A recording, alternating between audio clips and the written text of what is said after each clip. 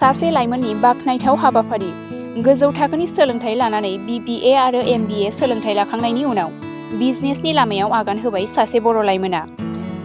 उदालगुरि जिल्ला उदालगुरिनि जिन्थु बसुमतारिया गावनि नाजानायजों हारसिङैनो आबादारिनि गोरलै आदबजों आबाद खालामनायाव नांगौ जानाय दै सारग्रा, माइ हाग्रा, गांसो हाग्रा, माइ सौग्रा आरो ट्रेक्टर गिदिर फिसा बायदि बायदि मेसिनारि मुवा बेसादनि मोनसे गिदिर SAV इन्टारप्राइजखौ बे समाव सालायगासिनो दं।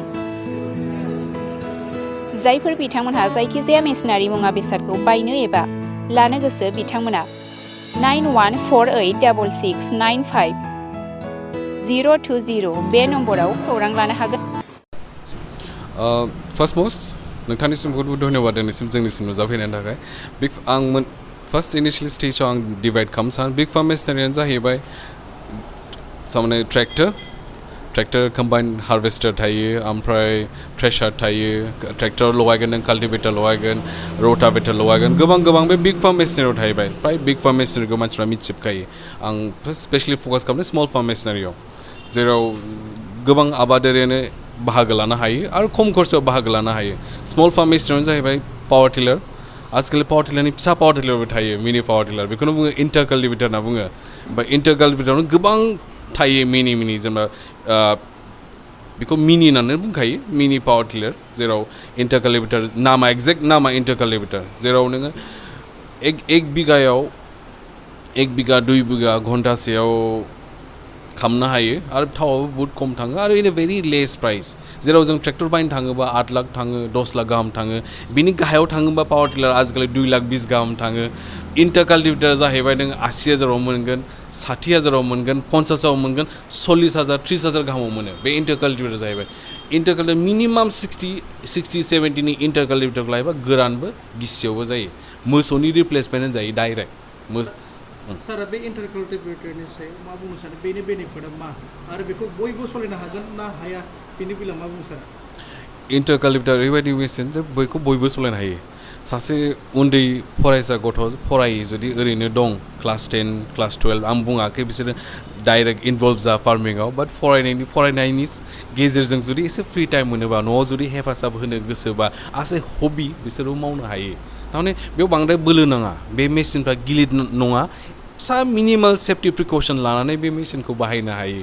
जेरै हिन्जावफ्राबो हायो, बोराइफ्राबो हायो, उन्दैफ्राबो हायो, सोरबा सिख्लाफ्राबो हागोन बे मेसिनखौ बाहायनो। थारमाने इट्स भेरि कनभिनियेन्ट आरो बुंनो थाङोबा। आरो 1 घन्टायाव बे फिसा पावार टिलारजों 2 बिघा 3 बिघा आरामसे हायो। जुदि मालाबा मानसिफ्रा इसु होनो नागिरो हाया गोराद्राय एसे खस्थ' मोनो, होनबा ट्रेक्टर गिदिरजों खेबसे हालेव, बाखि खामानिया इन्टार काल्टिवेटरनि गोजासै आरो। इन्टार काल्टिवेटरजों गोरानबो हायो, गिसियावबो हायो। थारमाने दानि मानसिफ्रा मा जायो, मोसौखौ लानानै एसे प्रग्रेसा स्ल' जालांगासिनो। आं बुङाखै जे मोसौआ डिमेरिट्स होननानै बुङाखै आं, बाट मोसौनि थाखाय नोंनो न' नांगौ, ओमफ्राय बे मोसौनि थाखाय नोंखौ नायहोनो थाखाय सासे मानसि नांगौ, बेखौ जाहोनांगौ, मोसौखौ गुमनांगौ, आरो बेनि थाखाय मेडिकेल हेल्थ केयारबो नांगौ जायो, जेराव ट्रिटमेन्टआव थांगोन, मानसि नायनायाव थांगोन सम, ओमफ्राय गलि सलियाव थांबाय मोसौआव। बाट बेखौ मिनिमाल खालामथारो बे इन्टार काल्टिवेटरा। मोसौनि मेरिट्सआथ' जाहैबाय नों आजिखालि कमार्शियेल फिसिनानै मोसौनि गाइखेर लानो हायोबाथ' इट्स भेरि कनभिनियेन्ट, बाट मोसौनि डाइरेक्ट रिप्लेसमेन्टआनो इन्टार काल्टिवेटर होनना बुंनो हायो आरो बर्थमान। बेनि बेलायाव आं बेखौनो बुंनो सानो कि आजिखालि सब बुस्थुआनो कनभिनियेन्ट जाबाय। जेरै एग्जाम्पला फननिनो, गोदो मानसिफ्रा टेलिफन बाहायोमोन, मानसिफोरखौ मोनामोन, दाना आजिखालि बयनिबो आखायावबो फन थायो, सोरबाना मानसिखौ नांगौबानो लेंहरबानो फैनो हायो। सेम थिं राइस मिलावबो मानो मिलाव लांबाय थानो, न'आवनो सौनो हायो। बे माइ मिलानो जोंनाव दं, मोननै टाइपनि माइ मिल दं, मोनसे कम्बाइन राइस मिल, मोनसे single rice mill. Single rice Milano जाहैबाय मात्र माइनिफ्राय माइरं, कम्बाइनानो जाहैबाय माइनिफ्राय माइरं, माइरंनिफ्राय अनल' नङा, हालदै, सबाय बेफोरखौ देनो हागोन आरो बे सिंगल फेस कारेन्टजोंनो सोलियो, एक्सट्रा बर्डल' होनांगौ होमबानो सोलियो आरो माइखौ जों जेरै मिलाव फोराननानै लाङो, माइखौ मिलाव लांनायनि सिगां जों माइखौ मोजाङै फोरानो, बिनि उनाव जों मिलाव लाङो।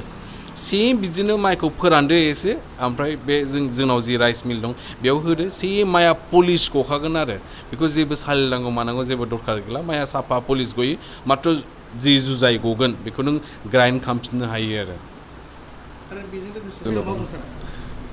नाय जों आखाइजों जुदि हायोबा गोबां सम लायो बे नङा आखाइजोंबो बेनिफिट्स दं आखाइजोंबो हानो हायो गोसो मथे खालामनो हायो बाट देन बांसिन जुदि एडभान्स लेभेलाव जुदि थांनोबा मर प्रडाक्टिभ जुदि जानोबा मोजां गाज्रि नङा आरो बे मर प्रडाक्टिभ जानो थाखायनो जोंनाव रिपारा दं रिपारजों मा खालामनो हायो जेरै आखाइजों हायोबा सानसेयाव हानो हागोन मेक्सिमाम 8 बिगानि खमबो हागोन मेंनाय थायो मानसिफोरना एनार्जि लेभेला डाउन जायो बाट मेसिना मेङा मालाबाबो मेसिना थिगल'सो जानांगौ टाइमाव सार्भिसल'सो मोननांगौ मेसिना मेङा स' बै जोंनाव जि माइ हाग्रा रिपार होनना बुङो बेजों मेक्सिमामखौ आं बुंदों सासे मानसिया एक्सपिरियेन्स बा सानसेयाव 18 बिगा गाहाम हानो हायो आरो बे मानसिया एक्सपिरियेन्स नङा बाट गोदान सोलोंनाय बे मानसिया मेङालासिनो 8 बिगा 10 बिगाथ' आरामसे हायो बे 8 बिगा 10 बिगा हानाया सानसेयाव सासे मानसि हानाया इट्स नट थारमाने इट्स भेरि प्रडाक्टिभ जायो आरो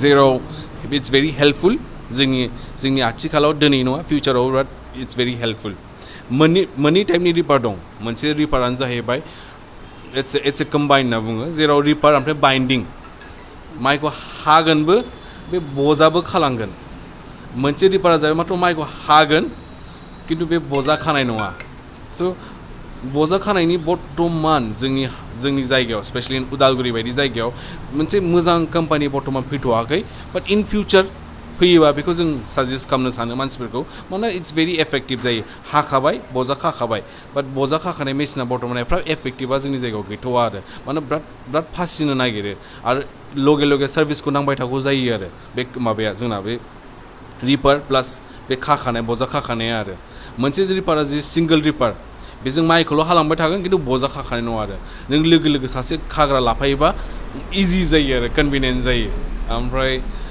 मानसिफ्रा बुंनो हागौ जे रिपार जि माइखौ हालाङो आं जास्ट डिमेरिट्सनि खोथाखौ बुंदों थारमाने रिपारा सानसेयावनो मेक्सिमाम 18 बिगा गाहाम हागोन बै खाग्राया बेखौ नुनानै गिनायनि चान्सेस थायो आरो बाट उन थांफा लानानै सासे जुदि खाग्राया जुदि खालाङोबा इट्स भेरि कन्भिनियेन्ट आरो भेरि इजि जायो आरो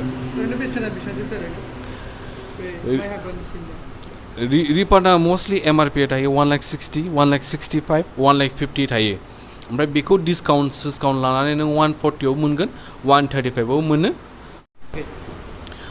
आं खावलायो जियानो जायानो फैनो गोसो जायो जोंनाव फैनो हागोन आरो जोंनिफ्राय लांफैनो हागोन डिसकाउन्ट एभेल खालामनो हागोन प्लास जों बेसेबां हायो जे गुवाहाटि थांनानै आरो तेजपुर थांनानै आरो बायदि गोजान जायगायाव थांनानै जि बुस्थुखौ मोनो जोंनि लकेलिटियावनो जों बेखौ होनो थाखाय जों एम लायो अबजेक्टिभ्स लायो जेराव जोंनि मानसिफ्रा गोजान थांस्लाय आरो भाराखौ ला सम नस्थ' खालाम जेनेबा समखौथ' नस्थ' खालामा बाट देन बाहेरायाव गोजानाव थांस्लाय जोंनि जायगायावनो मोननाय बेखौ जों हेल्प खालामो आरो